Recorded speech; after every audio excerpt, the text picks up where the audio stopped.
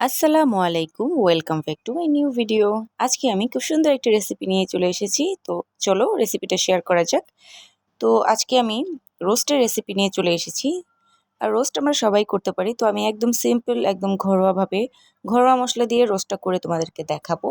তার জন্য এখানে আমি চিকেনগুলোকে খুব সুন্দর করে ভেজে নিচ্ছি।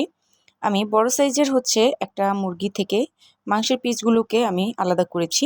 আর কোনো রকম প্রিপারেশন ছাড়াই আর কি মাংসটা আলাদা করেছি। কারণ আমি এটাকে রান্না করার জন্য নিয়েছিলাম। তারপরে মনে হলো যে না, আমি রোস্ট করব। তো তার জন্যই করা। আর তোমরা কি করবে, যদি রোস্টের জন্য মুরগি নাও তাহলে তোমরা ছোট সাইজের একটা মুরগি নেবে, যেখান থেকে খুব সুন্দর করে রোস্টের পিসটা বেরিয়ে আসবে। এক এক করে আমি সুন্দর করে আমার এই রোস্টের পিসগুলোকে আমি সুন্দর করে ভেজে নিচ্ছি। তোমরাও এভাবেই ভেজে নেবে।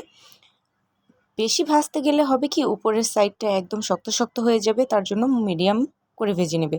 তারপরে এখানে আমি পেঁয়াজের পেস্ট দিয়েছি। তোমরা চাইলে পেঁয়াজ কুচিও দিতে পারো। আর তো গরম মশলা আছেই, দারচিনি, তেজপাতা, লং, এলাচ এগুলো দিয়ে নিয়েছি। আর সাথে বাটা মশলা যেগুলো থাকে সেগুলো তো অফকোর্স দিতেই হবে। যেমন এখানে আমি আদা বাটা, রসুন বাটা, জিরা বাটা দিয়েছি। আর সাথে সামান্য মরিচের গুঁড়া দিয়েছি আর লবণ দিয়ে সুন্দর করে মশলাটা কষিয়ে নিয়ে এখানে আমি অ্যাড করেছি বাদামের দুধ। আমার কাছে মনে হয় বাদামের দুধটা ব্যবহার করলে টেস্টটা আরও দ্বিগুণ হয়ে যায়। তোমরা চাইলে স্কিপ করতে পারো, এখানে চাইলে টক দই অ্যাড করতে পারো। আমি কিন্তু টক দই দিইনি। আমি এখানে সস ইউজ করেছি। আর বাদামের দুধটা, আর এমনিতেও দুধ আমি ব্যবহার করেছি, তোমরা দেখতেই পারবে পরবর্তীতে। তো যতক্ষণ না পর্যন্ত তেল উঠে আসে ততক্ষণ পর্যন্ত এখানে আমি ভাজা ভাজা করে নিব।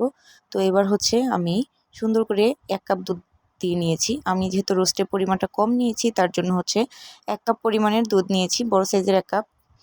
আর এখানে তারপরে বলক ওঠার পরে আমি এখানে ভেজে রাখা চিকেনগুলোকে দিয়ে নিচ্ছি। দিয়ে নিয়ে হালকা মিডিয়াম আঁচে সুন্দর করে রান্না করে নিব, একদম ঢাকনা দিয়ে। এতে করে হবে কি, তোমার যে ভাজা ভাজা করা যে রোস্টটা আছে তার মধ্যে কিন্তু, মাংসের মধ্যে কিন্তু একদম মশলাটা আর গ্রেভিটা সুন্দরভাবে ঢুকে যাবে। আর এখানে কাঁচামরিচ দিয়ে নেবে। আর আমার কিন্তু হয়ে গিয়েছে, 20 মিনিট পর আমি চলে এসেছি। আর এখানে আমি পেঁয়াজ বেরেস্তা দিয়ে নিয়েছি এবং আবার একটু ঢেকে নেব। পেঁয়াজ বেরেস্তার ঘ্রাণটা চলে আসলেই আমি কিন্তু নামিয়ে নিব।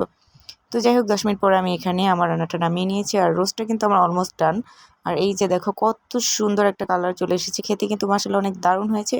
তোমরা চাইলে এভাবে হাতের কাছে থাকা মশলাগুলো দিয়ে এভাবে রোস্ট তৈরি করতে পারো। আর ভিডিওটা ভালো লাগলে অবশ্যই একটা লাইক, কমেন্ট ও শেয়ার করবে।